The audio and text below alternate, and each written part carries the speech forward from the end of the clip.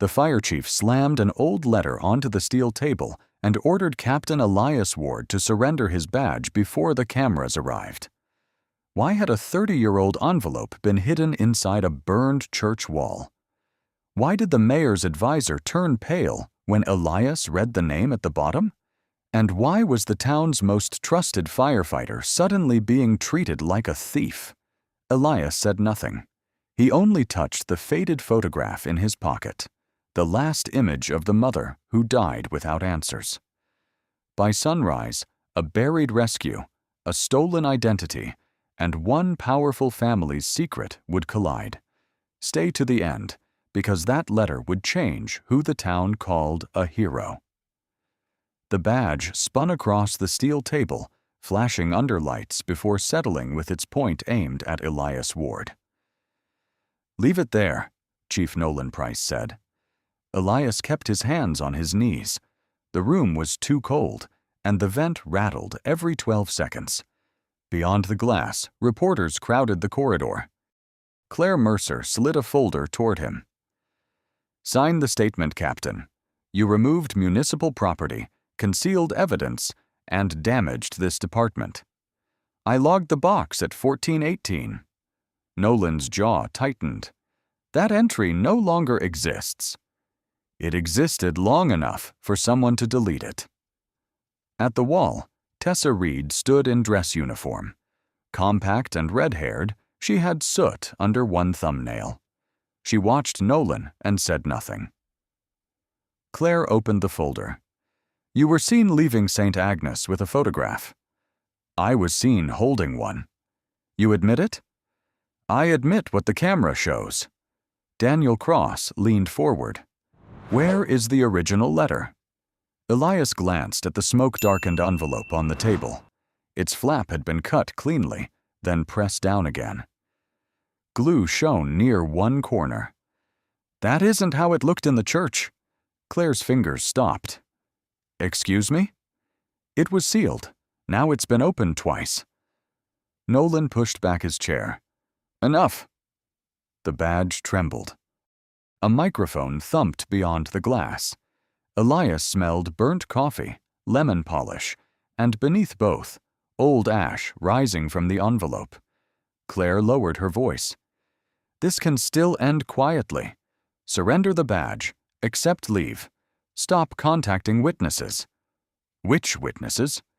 "You know exactly who." "No," Elias said.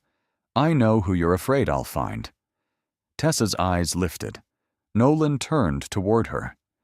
"Firefighter Reed, you are here as an observer." "Yes, Chief." "Then observe." She clasped her hands behind her back, but Elias saw her thumb press twice against her jacket seam. Their station signal for recording. Claire stood, her dark coat still buttoned.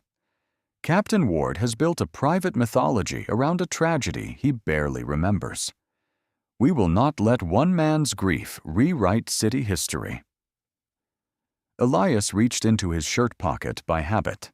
His fingers met only cloth. His mother's photograph had been taken that morning. For 1 second, he could not undo his cuff button. His nail scraped plastic. No one moved.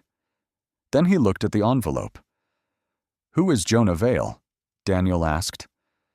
Nolan answered too quickly. "A disgraced firefighter." Claire turned. "That is not relevant."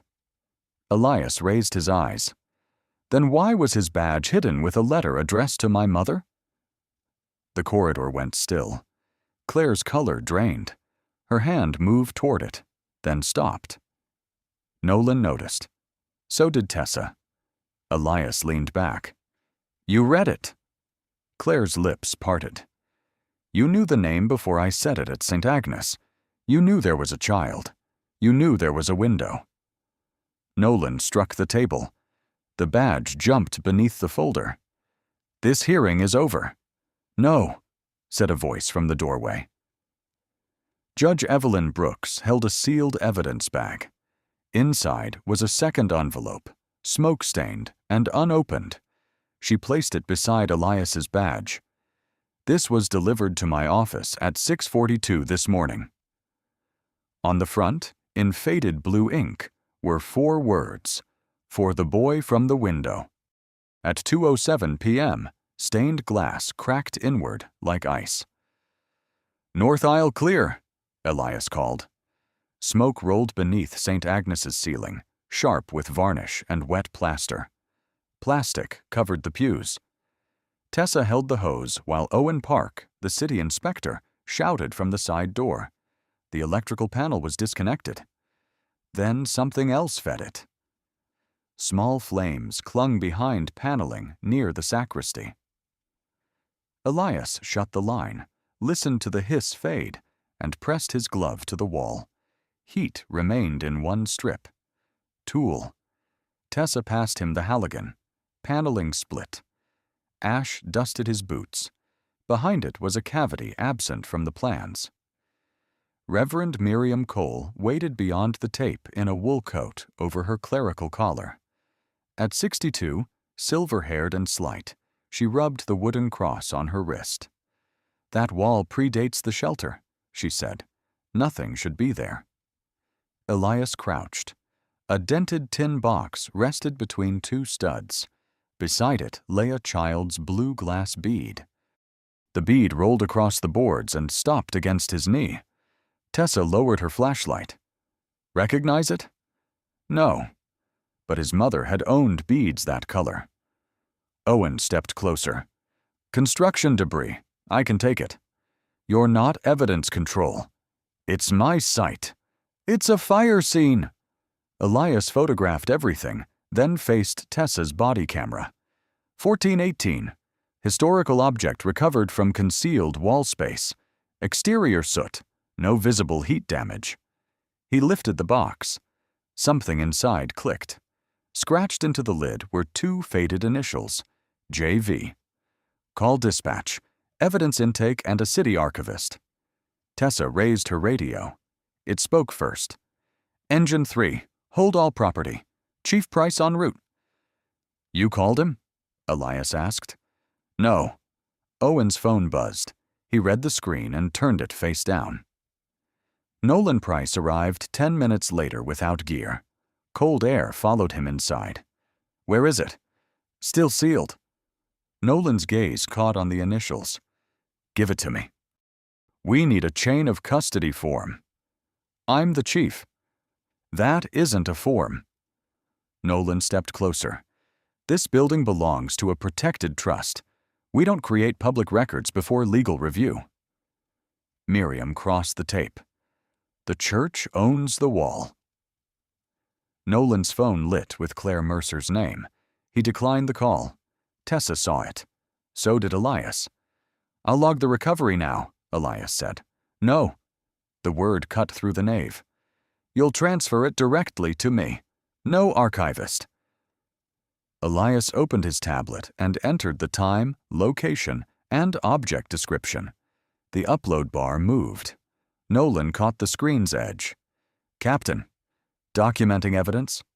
You're making a problem where there isn't one." Miriam's thumb stopped on her cross. Was there a letter inside?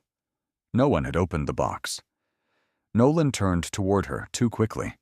Water tapped into a bucket near the altar. The tablet chimed. Upload complete. Nolan released it. "Bring the box to my office. No second report."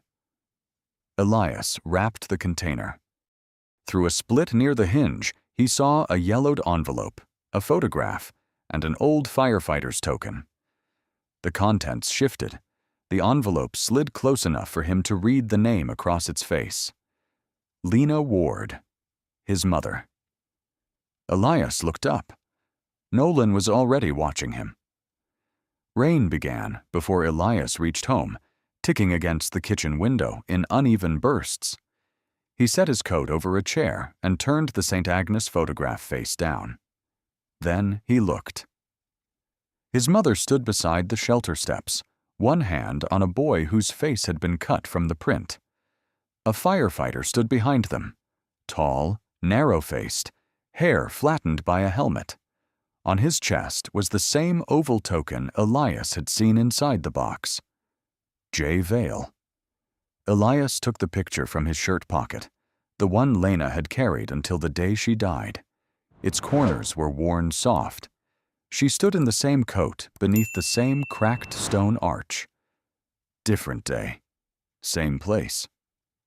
He aligned the photographs under the yellow lamp. A scratch crossed both images near the lower step. "Same camera," he said. The refrigerator started. Pipes knocked twice. He called Nolan. The chief answered on the 6th ring. "You're off duty." The box was opened. A pause. "No, it wasn't. I saw the envelope. You saw smoke damage and assumed the rest. It had my mother's name. That box contained donation receipts and church records." Elias watched rain crawl down the glass. "Then send me the intake number." "You don't need it. I created the recovery entry and exceeded your authority." Elias turned the photograph over. Beneath Lena's handwriting, an inkless impression remained. He angled it toward the lamp. Don't let them name him a coward. "Nolan, who was Jonah Vale?" The line stayed open. Elias heard breathing, then a murmur away from the receiver. A woman's voice. Nolan returned. "Take tomorrow off." "That wasn't my question. You've been carrying your mother's death like an assignment for 15 years. It is not one. She never mentioned him. Maybe there was nothing to mention." Elias folded a dish towel over the puddle beneath his coat. "You knew the box was there. I knew St. Agnes had old records. You asked where it was before anyone described it." Silence again. "Go to sleep, Captain." The call ended, but the connection did not. 3 seconds passed. Then the woman's voice came through, distant and sharp. "Did he read the name?" The line clicked dead. Elias kept the phone to his ear until the refrigerator stopped. At 9:18 p.m., he drove to the station. Tessa was alone in the apparatus bay, polishing soot from a coupling. She glanced toward the office windows. "You're not supposed to be here." "Was the entry still in the system when you left?" "At 6, yes. And now?" She unlocked the terminal. The bay smelled of rubber and detergent. Blue light washed across her face as she searched. "No recovery report." "Check deleted records." "I don't have permission." "You have audit access. For maintenance." "Tessa." She held his gaze, then typed. A red line appeared. Entry 1418, removed 1743. User NPRICE. Tessa sat back. He deleted it himself. A door closed upstairs. They looked toward the stairwell. Nolan's office light came on. Elias slipped the photographs into his inner pocket. "Print the audit page." The printer started with a mechanical cough. Footsteps crossed the floor above them and stopped. Then Nolan called down into the bay. "Captain Ward, bring me your mother's photograph." The printer shuddered and stopped. Elias pulled the audit page free before Nolan reached the bottom stair. "Give me the photograph," Nolan said. Tessa stood between the terminal and the open bay, one hand on the keyboard. Rain hissed outside. Diesel, wet concrete, and hot paper filled the air. "You deleted a recovery entry," Elias said. "I corrected an error." "Whose?" Nolan looked at Tessa. "Go home. She's on shift." "Not anymore." Tessa's jaw tightened. "The system shows your credentials, Chief." "It shows access, not intent." Elias folded the printout and slipped it inside his coat. "Then the archive can clarify it." Nolan's face barely moved. "Stay away from city records until legal clears this." "You don't control the archive." "No," Nolan said. "Claire Mercer controls the building." At 8:36 the next morning, the municipal archive smelled of dust, radiator heat, and old glue. Sylvia Grant waited behind the counter with her gray cardigan buttoned wrong. At 55, she wore a silver bob and tapped a pencil against her wrist. I pulled the 1994 St. Agnes file, she said. You have 20 minutes. Why? This request was flagged before I opened it. Tessa set down a paper cup. By whom? Sylvia did not touch it. You didn't hear that from me. 3 boxes held dispatch summaries, permits, and statements. Elias moved page by page while Tessa photographed index numbers. Then he found the official report. Arthur Mercer, volunteer civilian rescuer. Jonah Vale, abandoned assigned position. That wording is wrong, Tessa said. How do you know? No firefighter gets that line without an action review. They searched. No review. No annex. No death summary. Sylvia stood at the end of the table, pencil now still. Was this file altered? Elias asked. She glanced at the security camera. I catalog. I don't interpret. Elias placed the report beside an older sheet. The report was whiter, its edge free of rust marks. Tessa leaned closer. Fresh glue. Sylvia closed her eyes.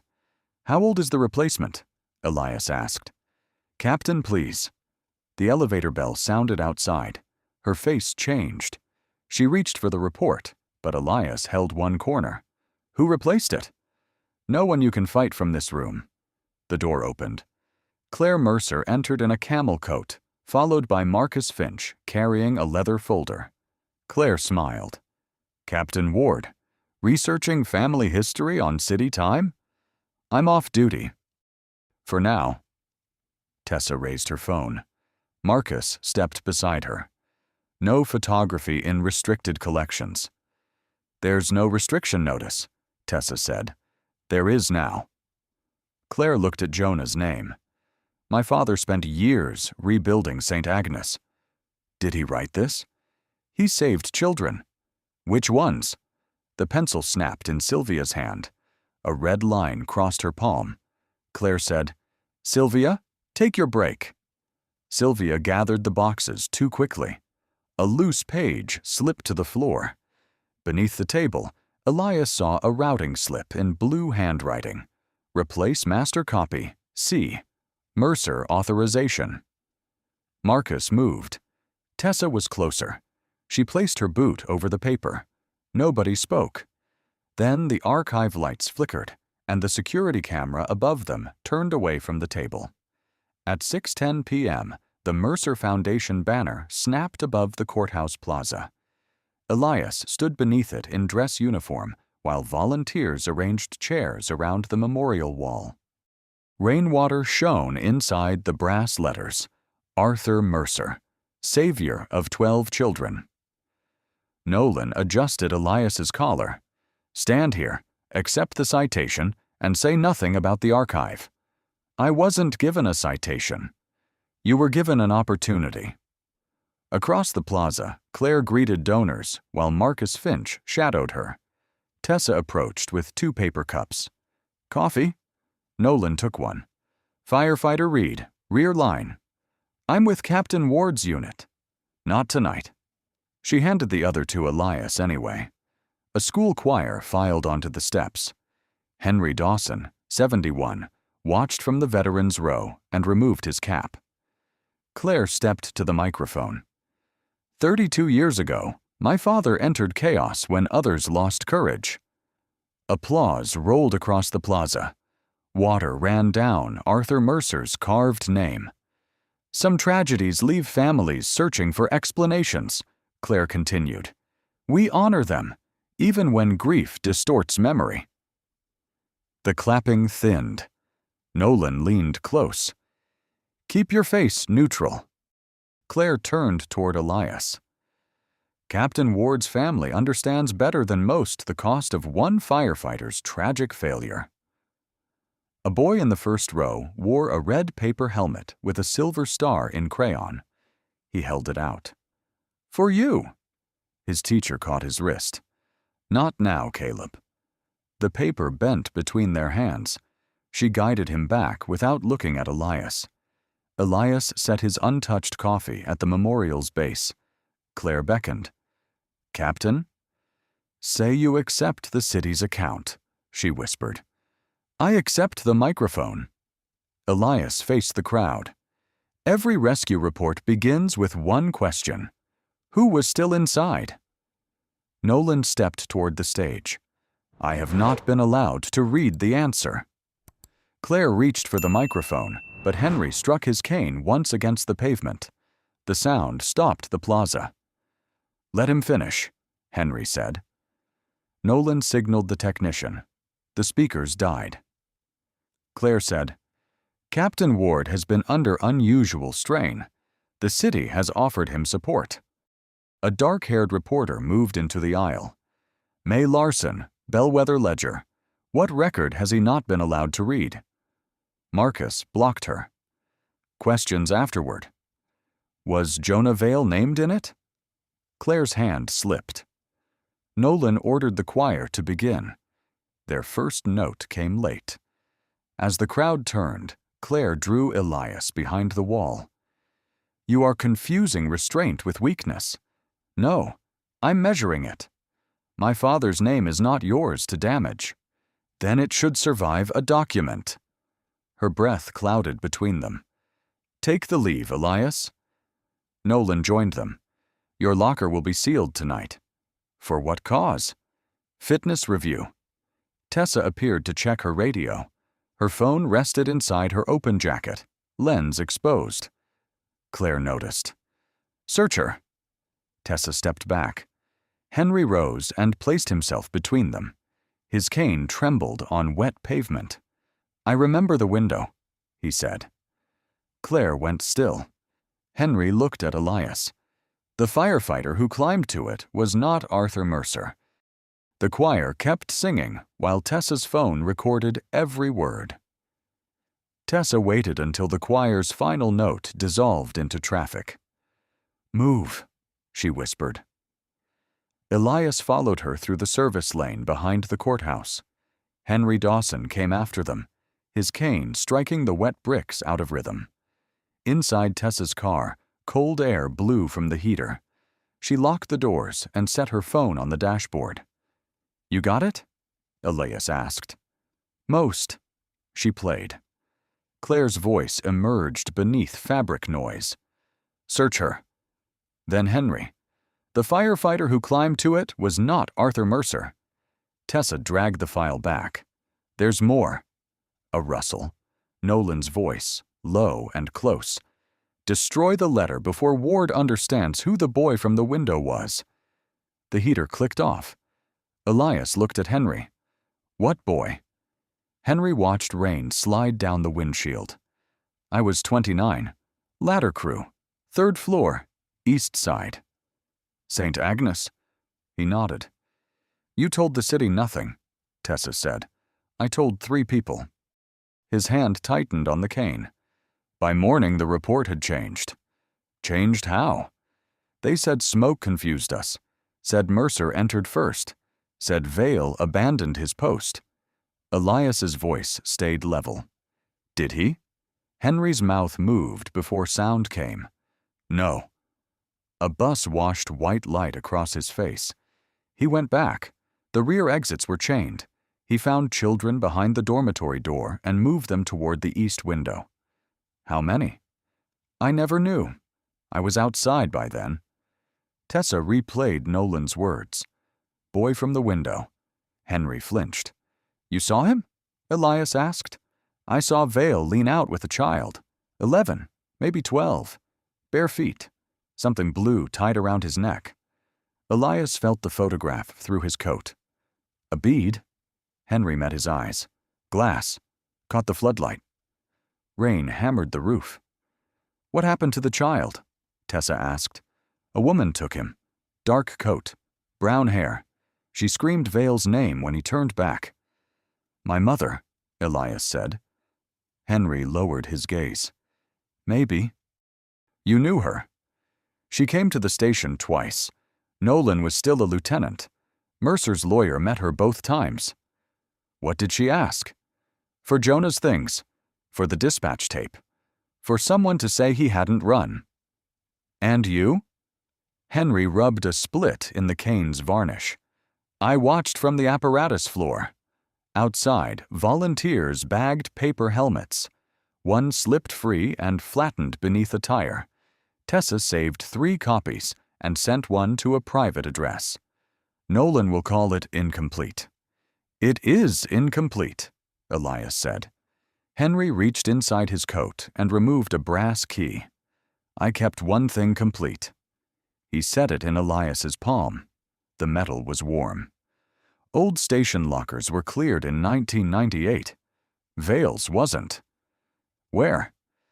Basement storage under Station 1. Locker 37. I changed the tag before they sealed the room. Tessa checked the mirror. We're being watched. Across the plaza, Marcus stood beneath the awning with a phone to his ear. Henry opened the door. Come with us, Elias said. No, if I do, they'll know what matters. They already know. Not yet. He stepped into the rain and walked toward Marcus, cane tapping steadily.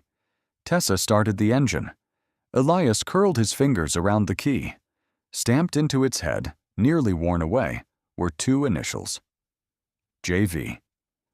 At 7:12 the next morning, Elias found a gray envelope taped across his locker. Report to administration. No gear. No contact with crew. He peeled it free. The glue pulled paint from the metal. Tessa stood by the engine, checking gauges she had checked twice. Nolan watched from the office balcony. Captain, he called. Upstairs. The administration room smelled of copier toner and burnt coffee.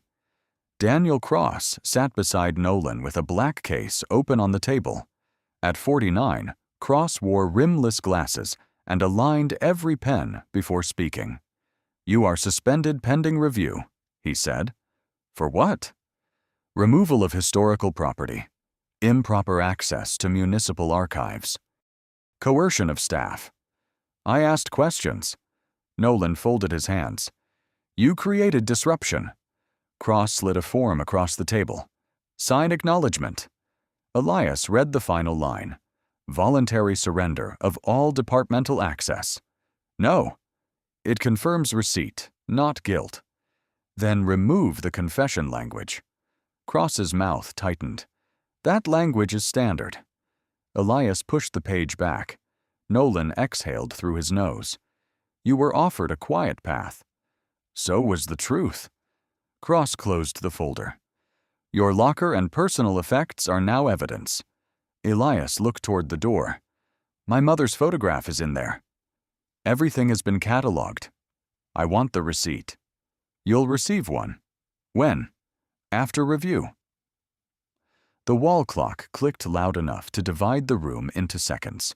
2 security officers waited in the corridor. Neither met his eyes. They escorted him downstairs. The station had never felt so narrow. Boots stopped moving as he passed. Someone shut a cabinet. The refrigerator hummed in the kitchen, and no one came out. Tessa stood near the hose rack. Nolan's voice followed from above. No conversations.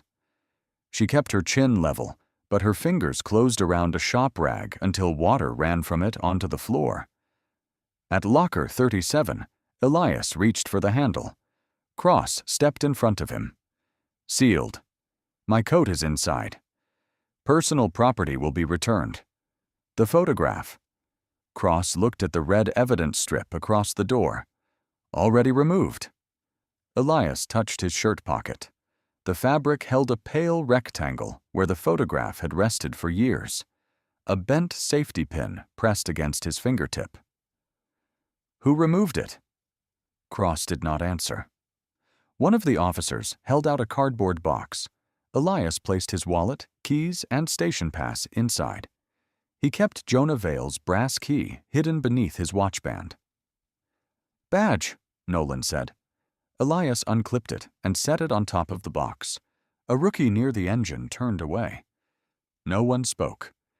Outside, November cold slid under Elias's collar. The bay door began closing behind him with a grinding chain. Tessa moved and caught his gaze. Her lips formed 2 words. Basement. Tonight. The door hit the floor.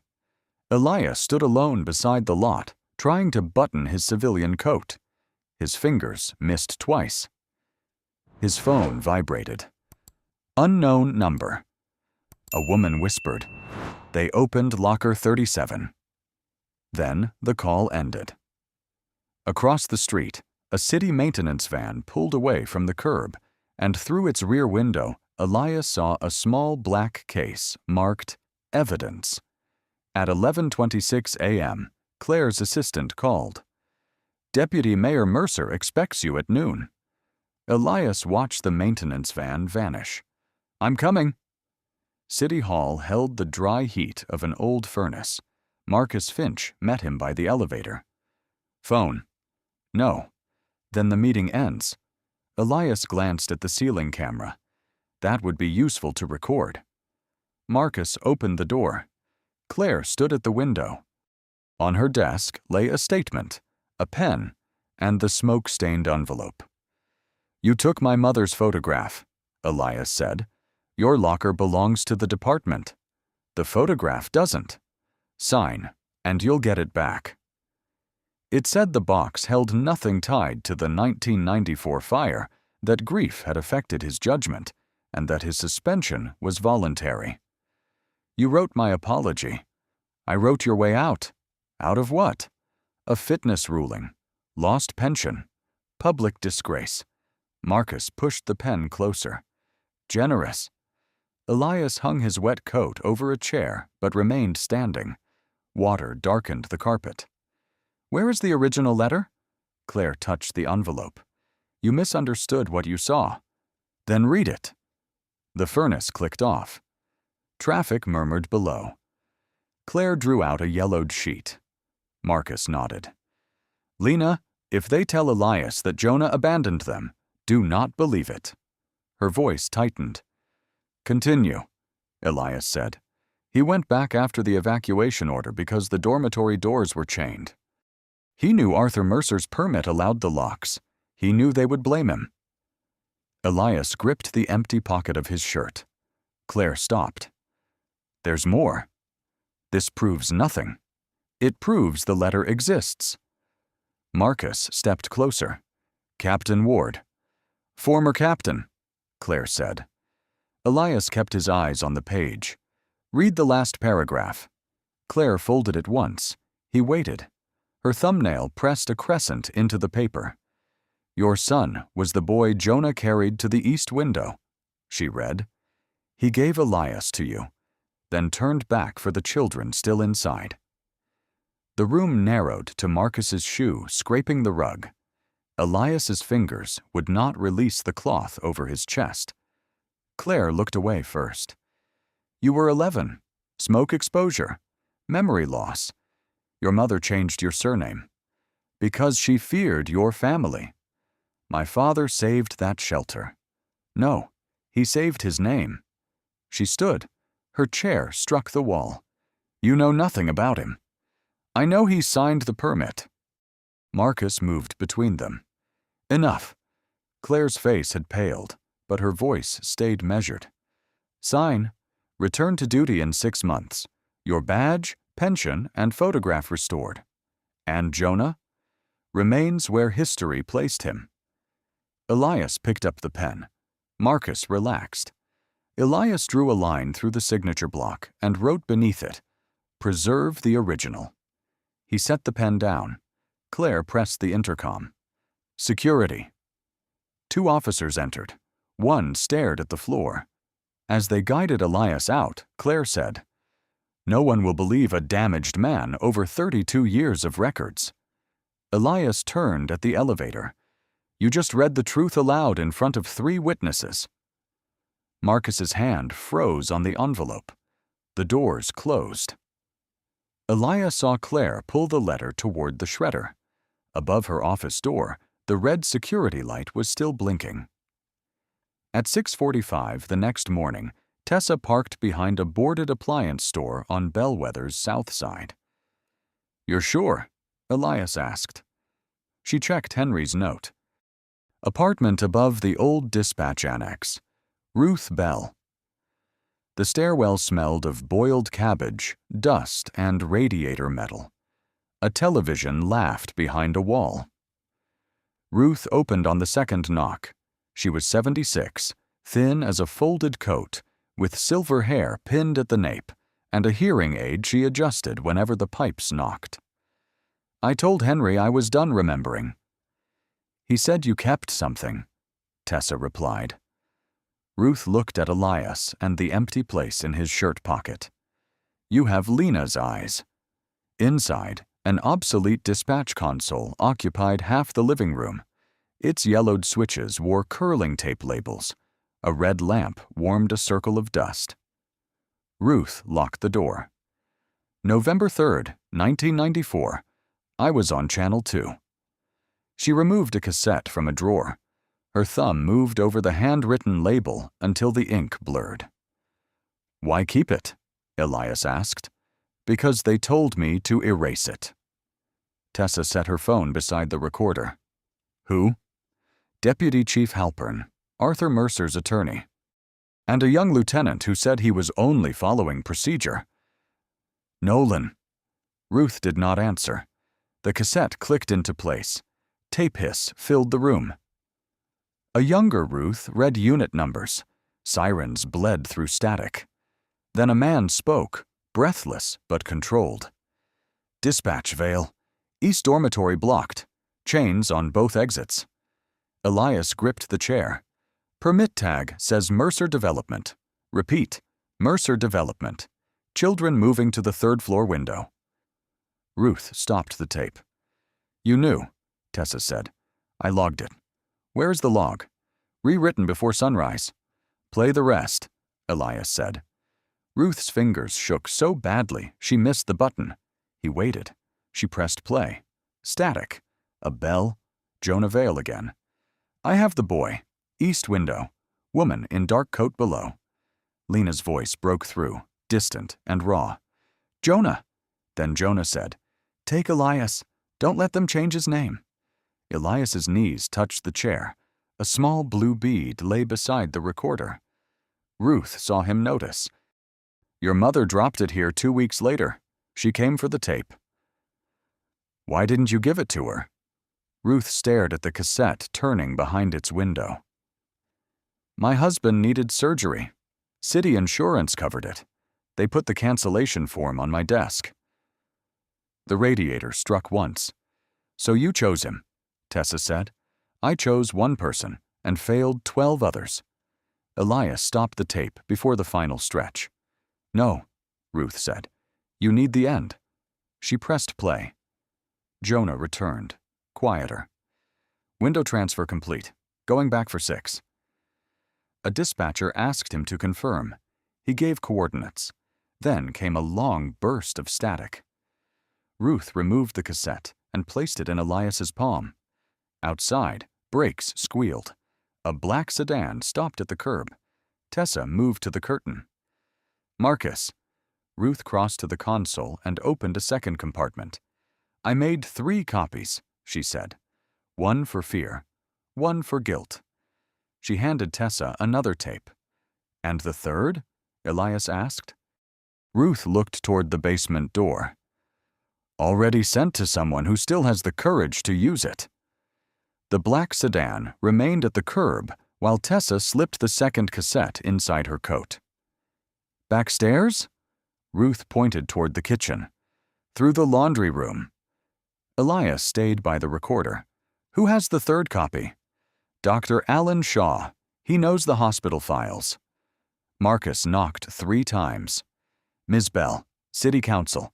We need to discuss stolen municipal property." Ruth's mouth thinned. "He says discuss when he means surrender." Tessa opened the rear door. Elias handed Ruth the first tape. "Keep this. You need it. I need you to testify that it's real." Her fingers closed around the cassette. They descended as Marcus's knock became a fist against wood. At 9:18 a.m., May Larson met them in the basement records room of St. Vincent Hospital. She was 38, dark-haired, with a pen tucked through her braid. "Shaw retired 11 years ago," she said. but he left a sealed file. A clerk placed a mildew-scented ledger on the table. May found November 3, 1994. Unknown male, approximately 11. Smoke exposure, temporary memory loss. No burns recorded. Brought in by Elias Ward. Under personal effects, someone had written, "Blue glass bead on cord." Tessa touched the bead in her pocket. "That's him." "That's a child," Elias said. "Not proof of a name." May slid over a school photograph from 1995. Lena stood behind a smaller Elias. His left eyebrow carried the same break it did now. Birthdate matches. Prior records unavailable. A cane tapped in the corridor. Dr. Alan Shaw entered in a brown overcoat, too large at the shoulders. At 67, he moved carefully. "You look like Jonah," he told Elias. Shaw set down an envelope. "Lena asked me to keep this until you came looking without her." "Why didn't she tell me?" "Each time you heard the name Vale, you stopped breathing." Elias looked at the ledger. "Was I his son?" Shaw unfolded a carbon copy. "Lena said Jonah was your father. She changed your surname after men from Mercer Development came to the ward asking whether you remembered the chains." The lights buzzed overhead. May asked, "Did you document that visit?" Shaw produced a note signed at 4:12 a.m. "Child becomes distressed at name Arthur Mercer. Guardian requests restricted access." Elias read it twice. Tessa opened her palm. The blue bead caught the fluorescent light and left a small blue mark across his skin. A memory came without warning. Cold stone under bare feet, a man at a window, Lena shouting below. Then a voice against his ear. "Don't look back." Elias sat down. May lowered her pen. "We can stop." "No, publish the identity chain, not the medical details." Shaw opened the envelope. Inside was a photograph of Lena beside Jonah Vale, holding a birthday cake. On the back, in Lena's handwriting, were 6 words. Elias, age 10. "With your father." Tessa turned toward the shelves. "The city will attack every source," May said. "They already have," Elias said. His phone rang. Judge Evelyn Brooks. "Captain Ward, do not return home. The city has petitioned to seize every dispatch tape." "On what grounds?" "Forgery." May's laptop chimed. Her article had uploaded. Then every light in the basement went out. In the dark, the blue bead remained warm in Elias's closed hand. Emergency lights painted the hospital basement red. "Stay close," Elias said. A door slammed beyond the shelves. Tessa raised her phone light while May unplugged her laptop. "Power failure?" Shaw listened. "Only this floor." At the stairwell, a guard blocked them. "City order. No records leave." May raised her press card. "The article already did." Forgotten firefighter named in 1994, St. Agnes cover-up. Judge Evelyn Brooks called Elias. "Come to the commission room. Bring every witness." By 10:03 a.m., the disciplinary room was full. Nolan sat beside Claire and Marcus. Daniel Cross aligned 3 folders. Reporters crowded behind the glass. Brooks entered with the sealed envelope, navy suit sharp beneath the lights. "This is now an independent evidentiary session. No document leaves." Claire rose. "You have no jurisdiction." Brooks placed a signed order on the table. "Read slowly." Elias sat opposite them. Ruth entered with Henry and the cassette recorder. Nolan's face tightened. "That tape is stolen property." Ruth set it down. "It was copied before your office learned how to erase things." Claire turned to Brooks. "This is theater." "No, theater has rehearsals." The cassette hissed. Jonah's voice filled the room. "East dormitory blocked. Chains on both exits." Phones began glowing behind the glass. "Unverified audio," Nolan said. Dr. Shaw stepped forward. The hospital log verifies the boy. May slid copies across the table. The archive verifies the permit. Marcus reached for them. Brooks covered the pages. Sit down. Tessa played the plaza recording. Nolan's voice emerged through fabric noise. Destroy the letter before Ward understands who the boy from the window was. The vent rattled every 12 seconds. Cross looked at Nolan. You told me the box held receipts. It did. Elias unfolded the audit printout. Entry created at 1418. Deleted at 1743 under your credentials. Credentials can be misused. Then name who used them. Nolan was silent. May's laptop rang. 3 regional outlets copied the story. Outside, every phone rose. Brooks opened the envelope. Inside were Lana's duplicate letter and a contractor's notarized statement. Claire stared at the signature. Brooks read, At Arthur Mercer's request, I concealed the box and was paid through the Mercer Foundation. Nolan turned toward Claire. You said there was no contractor. Not here, she whispered. Cross slid one folder toward Brooks. I need to amend my statement. He opened an access log. The photograph from Captain Ward's locker was removed under Chief Price's authorization and delivered to Deputy Mayor Mercer's office. Claire's chair scraped backward. Daniel, Marcus warned. Cross removed his glasses. This was evidence suppression? Brooks asked, Where is the photograph? No one answered. The fire alarm began to ring. Security moved toward the exits. Claire reached for Lena's duplicate letter. Elias touched its edge. Leave it. She withdrew her hand. Nolan's phone lit with a message visible across the table. Archive room cleared. Originals gone. Brooks read it before the screen darkened. Lock the building. But somewhere below them, an elevator was already descending. The elevator stopped at basement level before security reached it. Who has archive access? Brooks asked. Sylvia Grant stood near the rear wall, cardigan buttoned wrong. She removed her glasses. I do. Claire turned. Sylvia, don't. Red alarm light washed over the former shelter children. Tell us what was removed, Brooks said. In March, Deputy Mayor Mercer ordered me to replace 4 pages in the St. Agnes file. That is false. Sylvia placed a routing slip on the table. Your authorization. The paper shook beneath her fingers. You said the originals were contaminated.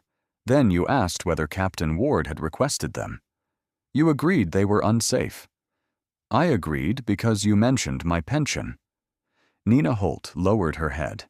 Samuel Kane gripped a folded umbrella until its ribs creaked. Where are the originals? In a drawer beneath the map cabinet. Marcus checked his phone.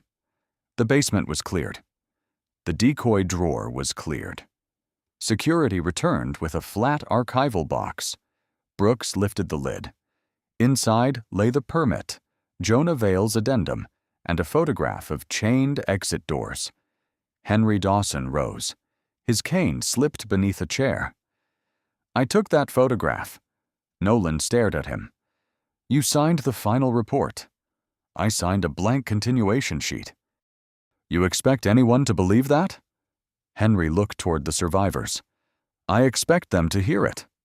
The alarm stopped. Cameras hummed behind the glass.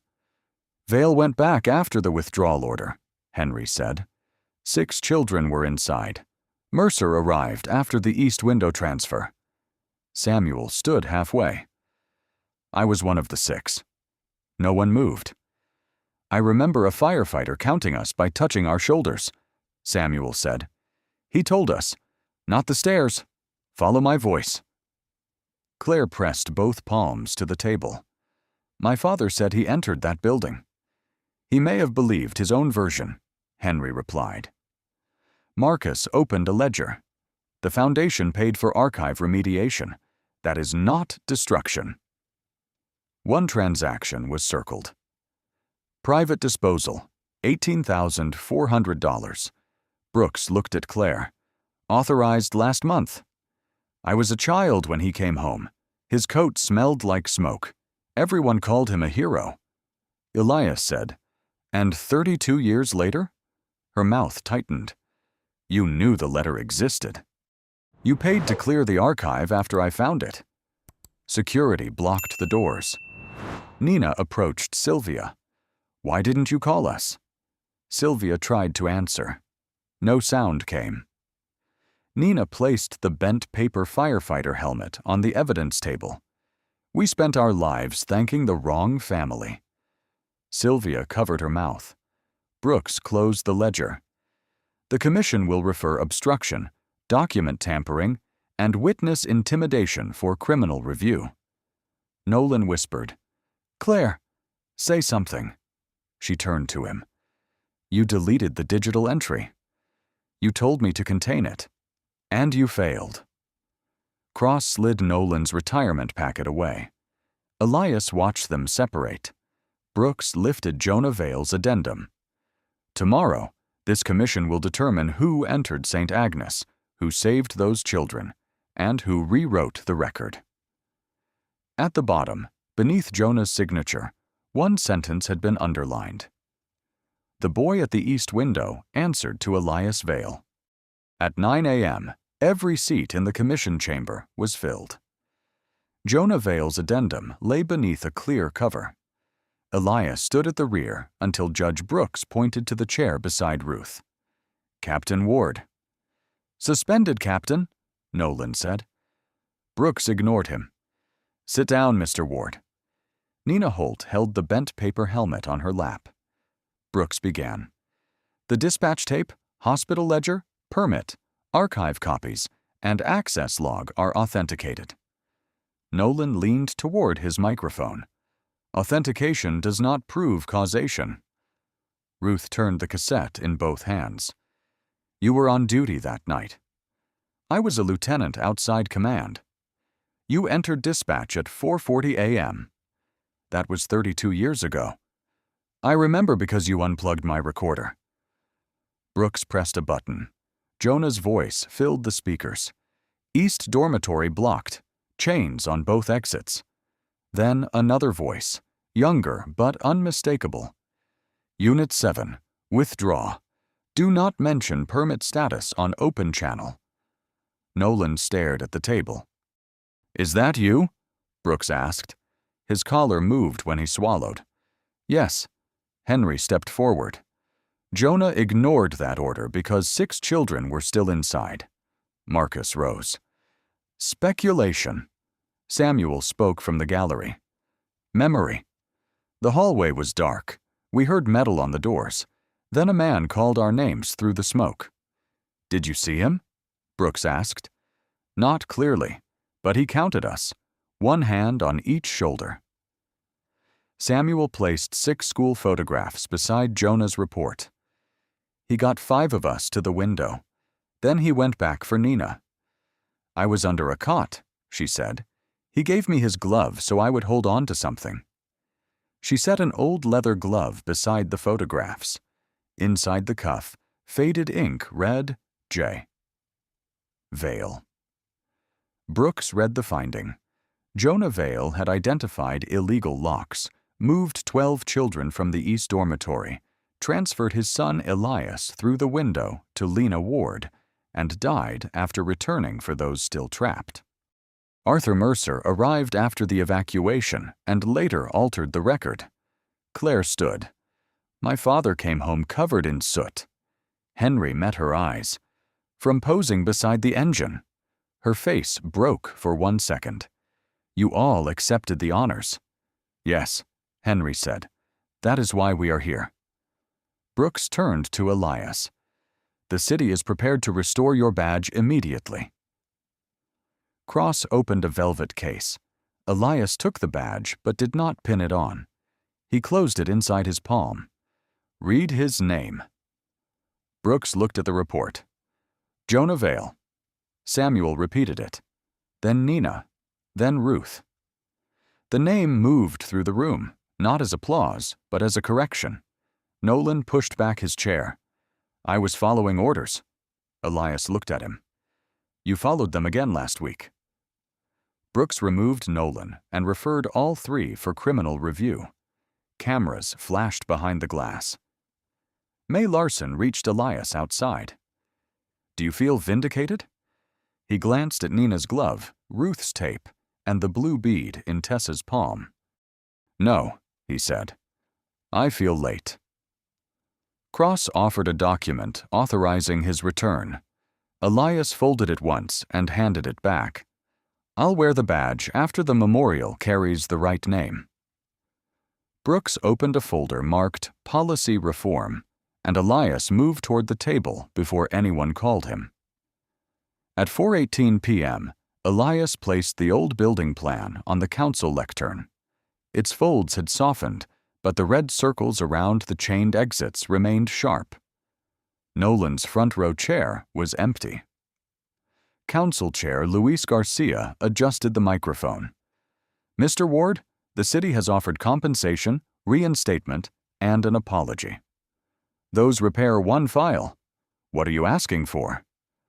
"An evidence system no chief can erase. Backup of dispatch audio. Independent review when records change. Protection for employees who report interference. Notice to families when closed cases reopen." A councilwoman glanced toward the gallery. "That is more than one incident." So was the silence. Claire Mercer's nameplate had been removed from the dais. Marcus Finch said, "These measures exceed the Commission's mandate." Judge Brooks answered, "Then the Council should exceed its habits." Garcia tapped the proposal. The archive would cost nearly $400,000. Tessa stood near the rear wall. Less than one lawsuit. Elias opened the plan. "The city paid $18,400 to destroy records. It can afford to preserve them." "And the whistleblower provision?" Garcia asked. Ruth Bell's hearing aid whistled. "No employee should choose between telling the truth and keeping medicine in the house," Elias said. Ruth tightened both hands around her cane. Councilman Peter Shue removed his glasses. "Would the rule apply retroactively?" "To any case with credible evidence of alteration. That could reopen dozens." "Yes. And damage the city." "The damage already happened. This decides whether we keep billing it to the victims." Garcia called for public comment. Henry Dawson placed Jonah's locker key beside the microphone. "I kept this because I was afraid to use it," he said. "Write a rule for the next person before fear becomes 32 years. Then Sylvia rose. "I altered the archive." No one turned away. "I told myself I was protecting my pension. I was protecting the people who threatened it." She slid her resignation letter onto the clerk's desk. At 5:07, Garcia called the vote. Green lights appeared across the panel. Shue hesitated last. Nina Holt unfolded the bent paper helmet and set it on the empty seat beside her. He pressed, "Yes." The board showed 9-0. "The veil rule is adopted," Garcia said. Tessa placed the brass key in Ruth's palm. Ruth closed Henry's fingers over it instead. "Keep it," she said, "but not hidden." Only then did the room rise. Outside, crews removed Nolan Price's portrait from the station honors wall. He had resigned that morning. Claire Mercer's office remained sealed. Cross met Elias on the courthouse steps and offered him the badge. "Effective immediately." Elias pinned it inside his coat. "When will you wear it outside?" Tessa asked. "When Jonah's name is on the stone." Garcia emerged with the signed ordinance and handed Elias the first certified copy. At the bottom, one line had been added. "No act of service may be erased by the convenience of authority." Elias folded the ordinance around the plan and looked toward St. Agnes, where workers had begun removing Arthur Mercer's name. 8 months later, at 6:32 p.m., The last strip of canvas came away from the St. Agnes Memorial. The new stone held no single name above the others. Jonah Vale appeared beside the dispatchers, teachers, firefighters, and 12 children carried out that night. Beneath them, a smaller line read, Elias Vale, age 11, east window. Elias stood with his coat open. His restored badge was finally pinned outside. Tessa adjusted the microphone. She now coordinated Bellwether's independent evidence system. 3 sealed boxes waited for the state archive. First backup completed at noon, she said. Off-site? 2 copies. Neither belongs to a chief. Ruth Bell arrived, holding Henry's arm. Her testimony now opened academy training. Henry had refused a plaque. Recruits would hear him admit watching Lena leave the station alone. Nina met Ruth beside the stone. Ruth began, I should have. Nina placed Jonah's old glove in her hands. You came back with the tape. Ruth held it against her coat. Across the lawn, Sylvia Grant showed Samuel the public archive terminal. Each altered St. Agnes page appeared beside its original, dated and attributed. May Larson closed her notebook. The state report is out. What happened? Tessa asked. Nolan cannot hold public command again. Claire pleaded to records obstruction, left office, and received supervised service in archives outside Bellwether. Marcus was sanctioned for withholding evidence. Elias looked toward the empty place where Arthur Mercer's portrait had once stood. No speeches from them? None worth printing. Council Chair Garcia read the Vale rule into the record. Dispatch audio would be copied automatically. Evidence deletions would trigger outside review. Employees reporting interference could request protected transfer without losing health coverage. Families in reopened cases would be notified within 10 days. The crowd waited before applauding. Judge Brooks called Elias forward. He carried Lena's photograph and the blue glass bead. One corner was bent, but it was intact. You may place the first item in the memorial case, Brooks said. Elias set down the photograph. Not the badge. A boy from the school choir watched from the front row. His paper firefighter helmet was repaired with clear tape. Was he really your dad? The boy asked. Yes. Did you remember him? Not enough. The boy removed the helmet and placed it beside Lena's photograph. As evening cooled the stone, Samuel traced Jonah's name without touching it. Sylvia corrected a date on the display.